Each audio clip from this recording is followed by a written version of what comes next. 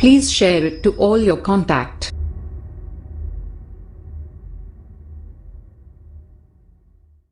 الحمد للہ وکفا وسلام علی عبادہ الذین اصطفیٰ اما بعد اعوذ باللہ من الشیطان الرجیم بسم اللہ الرحمن الرحیم رب هب لی من الصالحین سبحان ربک رب العزة عما یصفون وسلام علی المرسلین والحمد للہ رب العالمین اللہم صلی علی سیدنا محمد وعلی آل سیدنا محمد وبارک وسلم۔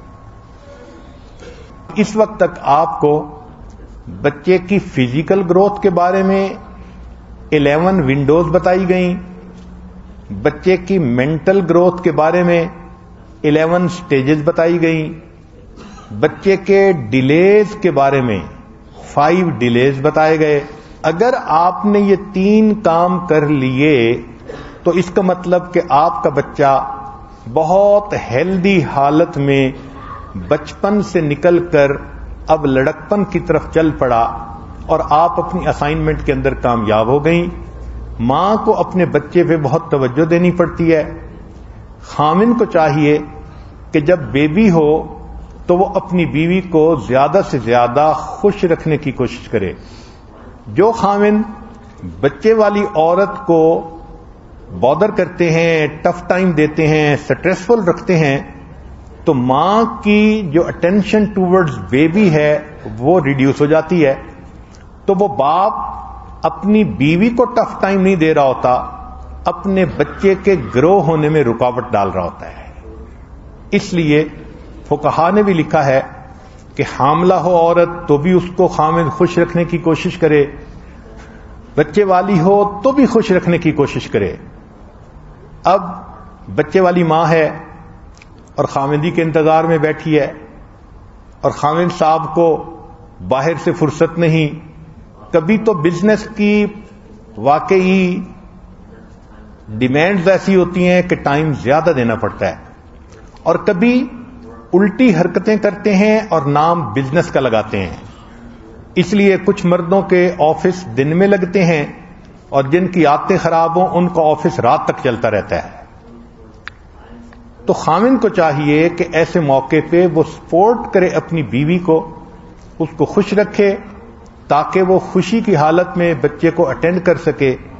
ماں کو اپنی بیبی کی وجہ سے سلیپ لیس نائٹس گزارنی پڑتی ہیں، اس کی نیند پوری نہیں ہوتی، وہ کھا نہیں سکتی، اس لیے کہ وہ بچے کو پہلے پلاتی ہے بعد میں خود پیتی ہے، بچے کو پہلے کھلاتی ہے بعد میں خود کھاتی ہے، بچے کو پہلے سلاتی ہے بعد میں خود سوتی ہے، اور پھر اگر سوتی ہے تو بچہ اس کو ڈسٹرب کر دیتا ہے۔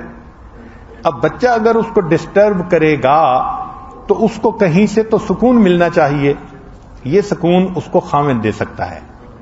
ہم نے دیکھا کئی گھروں میں ساس کا بیہیویئر ہی ایسا ہو جاتا ہے کہ وہ عورت جو ماں ہے وہ پریشان ہوتی ہے۔ تو جتنے باہر کے لوگ ماں کو پریشان کر رہے ہوتے ہیں وہ حقیقت میں بچے پہ ظلم کر رہے ہوتے ہیں، ان کی یہ حرکتیں بچے پہ ٹرانسفر ہو رہی ہوتی ہیں۔